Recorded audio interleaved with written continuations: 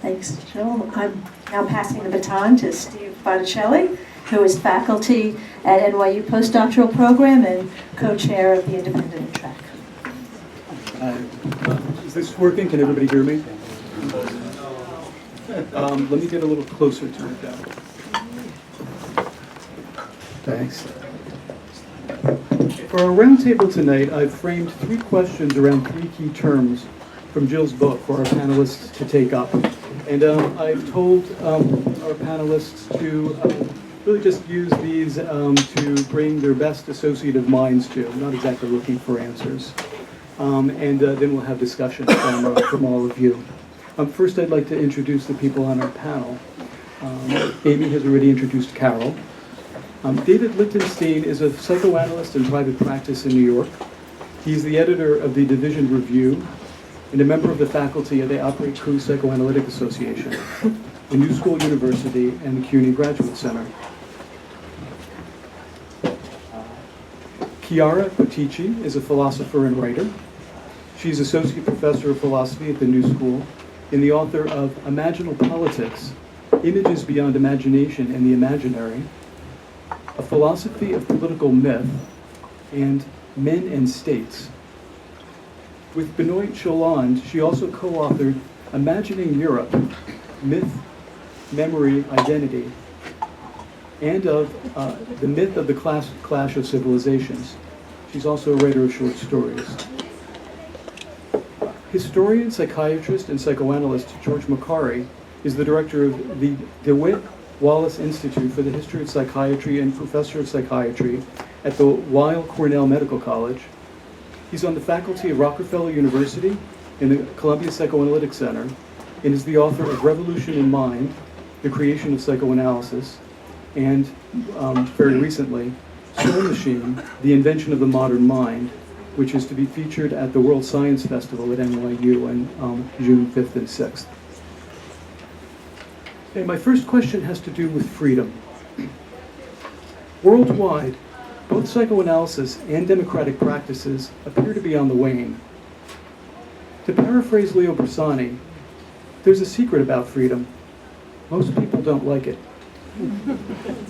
Erich Fromm spoke of our desire to escape from freedom, a proposition arguably as true today as when he was writing 75 years ago. In a comical passage in Feminine Law, Jill recounts a day's worth of patients, each of whom starts their session with some variation of, "There's nothing on my mind today," evading her implicit invitation to free associate. On the political scene, from the rise of the authoritarian Trump in this country to the nostalgia for military dictatorship in Brazil that the Times reported on last week, freedom does not appear to be in high demand. How does Jill's book contribute to our ability to think about this?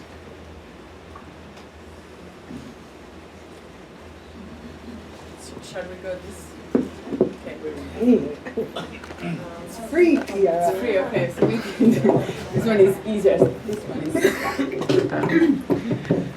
Okay, first of all, I would like to thank you for having me here and giving me the chance to read this book. I have to say that I think the fundamental thesis, the very idea of putting together things that usually don't go together is at the same time like psychoanalysis, democracy, through the prism of the rebuking of repression, to put it in just these 3 terms. It's both very insightful but also performative in the sense that it has, reading this book, and we recommend you to do it, for this reason to begin with, it really triggers a lot of free association itself. So it also has a performative impact, right? It not only says things about free association, but it also triggers them. So what I would like to do is just to more or less freely associate with all the thinking that I've been doing by reading this book. Since I'm a bit obsessional, everything has to do with freedom. That's what I'm thinking about at the moment. So I hope you will forgive me for leaving the rest of the questions you have invited us to deal with on a side. So enjoy my obsession with freedom. So freedom what? To begin with. There is a sentence that has been triggering a lot of thinking in my mind. It's when Gilles writes, "One could even say we have given up the dream of ruling ourselves."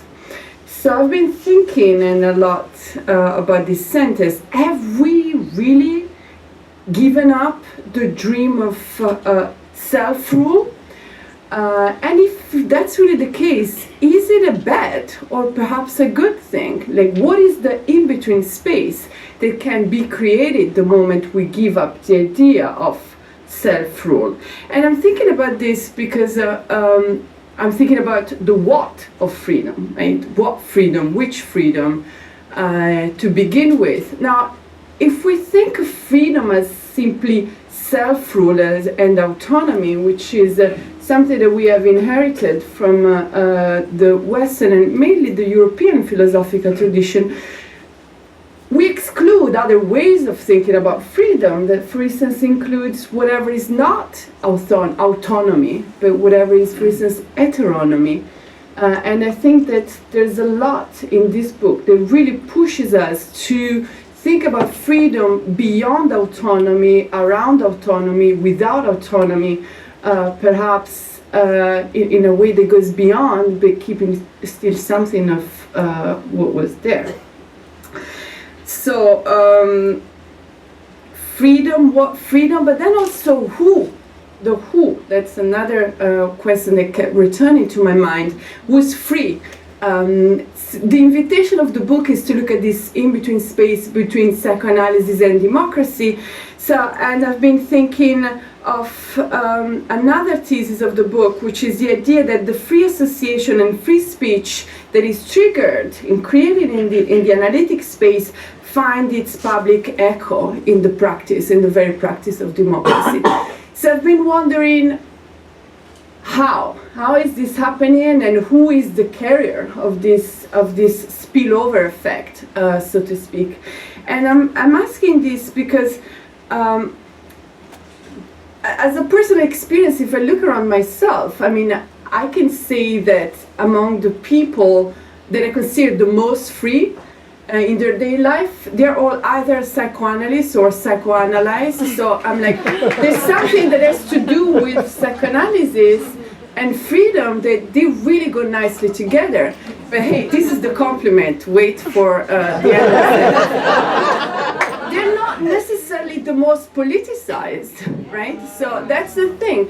So how do we go from psychoanalysis to democracy, in the sense that free speech is very important, but there's also something which maybe we can call it the temptation of the individualistic enjoyment of freedom. Like, you know, I got it, it took a long time to get it, I'm now going to enjoy it, I'm not going to get my hands dirty in liberating other people. Maybe they don't even want to be liberated in the first place, so why should I do it? So maybe there's this sort of danger that can enter into some sort of scaring synergy with the neoliberal individualistic ethos, where, you know, you have to invest in yourself. So your enjoyment of freedom, the freedom that you have gained through free speech and free association, can just become your own individualistic enterprise. And I'm saying this because I do think that democracy is really what the word says. So it's demos kratos, so it's not simply about speech and talking, but it's about kratos, so it's about power, it's about exercising power.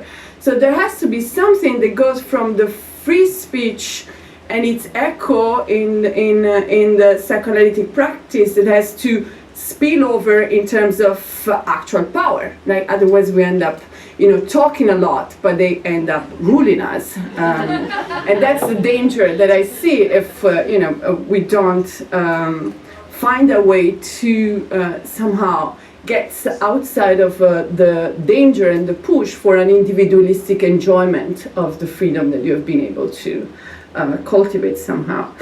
the last, I don't want to speak too much, so the last association with freedom, I could not resist it, is the how, which also is the how much, in what format. And here I have to say I come from a different continent, and one of the things that bothers me and somehow is still striking for me is the way in which the First Amendment has been linked to, I'm teaching a class on feminism at the moment, with the debate on pornography, for instance, right? So I've been thinking a lot while reading this book, what is Jill thinking about it? Like, is pornography free speech? And if that's the case, is the internet appropriation of pornography something that makes it more free in comparison to when to the epoch of the industrial pornographic industry? And if that's the case, then what is speech? Is speech words or is speech also images somehow? When you say vagina or vagina, in all the different languages, for instance, you're just putting together sounds, but when you have an image of a vagina, it goes beyond words. Is it beyond speech? Thank you.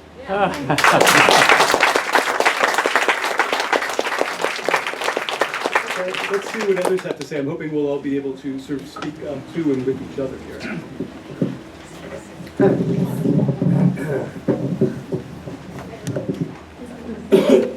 I'd like to thank you, Jill, for inviting me and for writing this book and for putting together this panel. Thank you all for coming. It is a book that invites us to think about very basic questions like freedom, law, desire, the three concepts that Stephen asked us to think about, have this kind of fundamental character to them. And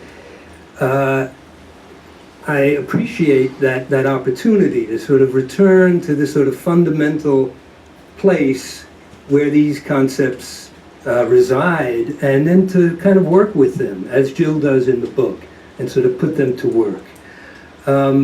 Chiara just raised a question about freedom and psychoanalysis in the context of a neoliberal idea of freedom. That is, it's an old idea, namely that what we do through psychoanalysis is help people be freer in the incarcerated state of late capitalism. They simply function more freely in the environment which entraps them. Is there instead a more radical idea of freedom at work as a possible question and as a question in Jill's book? And is there a more radical idea of freedom that can be located within psychoanalysis? Is psychoanalysis about freedom in a different way than simply helping people be freer in the status quo? And if so, can we articulate what that difference would be? It seems to me that this is what Jill is intending to do. Even in addressing the question of democracy, it's very easy to talk in a neoliberal way about the virtues of democracy and say very little. The more people who vote, the better, that kind of thing. Clearly, she's trying to do something else, which is to interrogate this question of demokratos, exactly as Chiara raised. What is an act of the people? What is it that when the people engage in an act through speech? What is the nature of that collective speech act? Right? That is democracy. I would like to locate a discussion of these sort of fundamental terms in psychoanalysis in the following way, and I'll try to do this briefly. When we speak of law, what do we speak of for psychoanalysis? Fundamentally, the question of law is the incest taboo. That's the law for psychoanalysis. Well, what is the incest taboo? Is the incest taboo simply what we understand it to be anthropologically, in terms of marriage outside the family, marriage outside the clan, or in a psychoanalytic sense, is the incest taboo really about something to do with the relation to maternal desire? That is, the incest taboo could be restated for psychoanalysts in terms of a concept of desire. So I'm linking law and desire now. It could be restated in the following way. For the subject, desire points elsewhere. That is, insofar as a subject emerges, it's because of something that takes that baby outside of the incestuous relationship to the parent, to the mother. It's only in the breaking of incest that a subject emerges. Here, of course, I'm talking about a kind of psychic incest, not incest in the legal sense of the term. That gives us our third term, freedom. Desire points elsewhere. What signifies that elsewhere, and the play with the signifiers of that elsewhere constitute freedom in a psychoanalytic sense. What I would say to Stephen's question about whether people really want freedom is the problem is their relation to this elsewhere. What they want is more of the same when they don't want freedom. What they retreat from is something to do with something other, something else, something outside, and that perhaps is the resistance to freedom from a psychoanalytic sense. I'll stop there.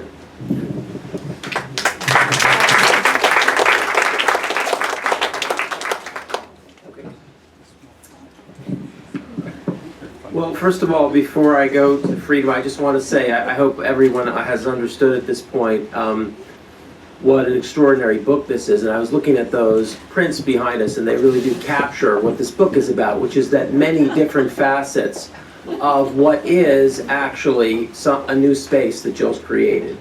It's very, very difficult to do interdisciplinary work that actually is sustainable and is scholarly. And this book manages to bring constitutional law, psychoanalytic theory, clinical cases, and political history together in a way that's quite extraordinary. I think the reason it's so successful is in part its focus, which is that Jill doesn't try to resolve one of the fields through the use of another. She doesn't try to get an answer from one field and impose it on the other, but rather she looks at these things as in-between spaces. She looks for open spaces that mingle. And what she does in the process is kind of reverse engineer the way that certain questions have disappeared from our lexicon and from our way of thinking because of disciplines. So she's broken down barriers between disciplines through this brilliant idea that there's something deeply connected about free association and free speech, and pushed it in a way that I think you'll find is extremely interesting and moves from facet to facet. And I hope that what it does is create more work that similarly has the ambition and the confidence to do the same thing.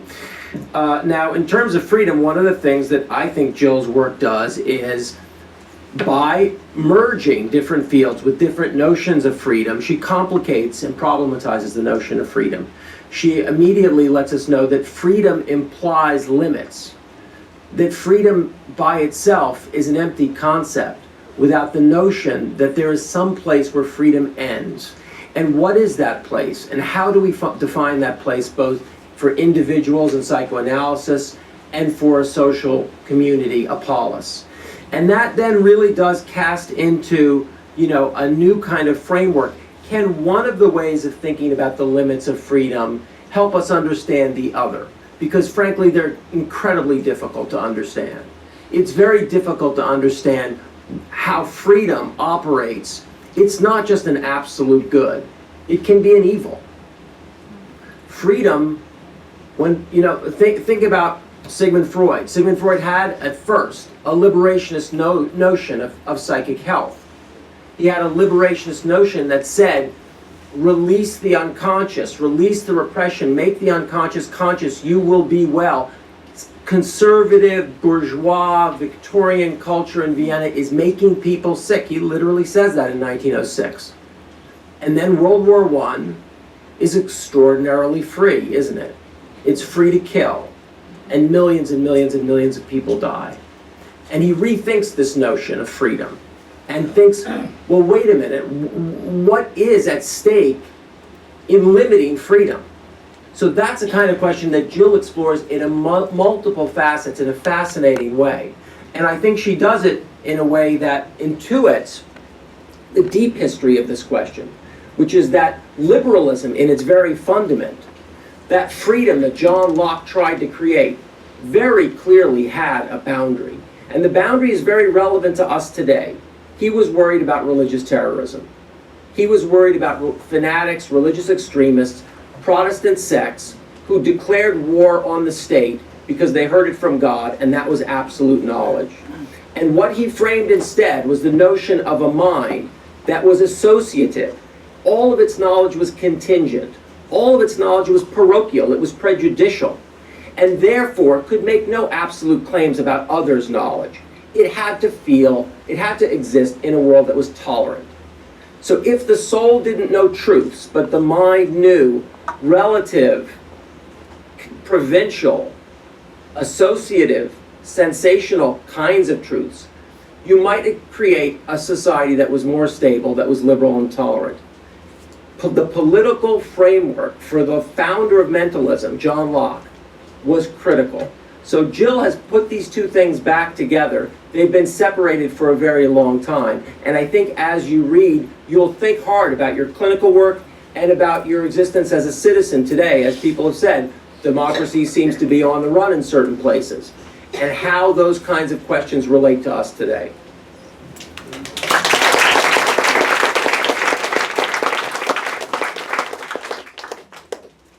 Well, I want to take the other side and say I don't think we're afraid of freedom. I think that there is a stake in having us afraid of freedom, in maintaining the notion that somehow that freedom is really dangerous.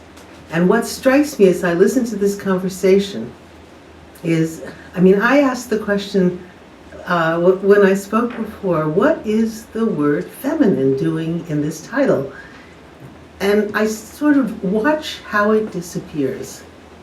What Jill says, to me, the most radical statement in some ways in her book, in the sense of really going to the root of something, and revolutionary in the sense of forcing us to turn our thinking in a new way, is she says, until we talk about the vagina, we cannot talk about freedom. And so I think Jill is giving us an explanation for why freedom has seemed so dangerous. Because if we start to talk about freedom, we're going to have to talk about space and the vagina and relationship, and, dare I say it, we might have to talk about women. And I also think it's really interesting, since I'm looking at the moment through this lens, which I sort of enjoy, that in all the doomsaying at the present moment, nobody seems to have noticed that for the first time in the history of American democracy, we have a woman running for president. So I think that Jill is challenging us to go, in a sense, to our maybe deepest taboo. There's a place in your book where you do the etymology of freedom and you tie it to mother. And I think that in that sense you're asking us to rethink why have we been so afraid of freedom, and to ask ourselves, is it partly because of what's implied, all the implications of now bringing women from the unspoken to the spoken, from the margins to the center, to see in the vagina that the critical, well, the symbol of space, the actual marker of space, the embodiment of space, which is the essence of both relationship and of freedom anyway. So that's my comment about freedom.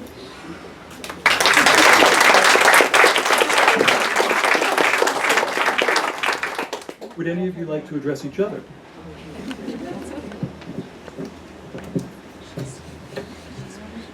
I guess I would love to talk to my neighbor here, David. Because I was really interested when you said that the law in psychoanalysis is the incest taboo, that that's the law, and it has to do with the relationship to maternal desire. And I'm curious, because if the law is the law that forbids this close connection with maternal desire, then is that a natural law or is that patriarchy?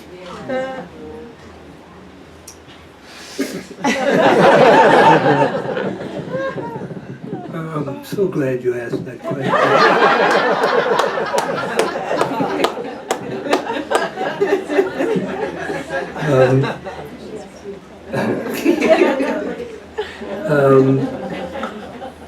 And I'll answer it seriously. It's a serious question, and it's a serious question. I appreciate the opportunity to ask it. Yeah, and it's at the heart of Jill's book, and this idea that there is in the etymology, although not the etymology of the word free, but of the concept freedom, a kind of return to the mother. It's in the Greek term for freedom that you talk about that etymology, but nevertheless, conceptually, you follow that theme quite a bit. What I mean by the taboo of incest in relation to the desire of the mother is the idea of the infant as occupying a place of the complete pleasure and satisfaction of the mother's desire. That is the idea of a kind of unbroken completeness, unification between mother and infant. Not that there is desire that circulates between mother and child of some sort. And in fact, what's important is to distinguish, and here I'm going to have to ask you to accept a Lacanian distinction, the difference between maternal desire and what we would call maternal jouissance.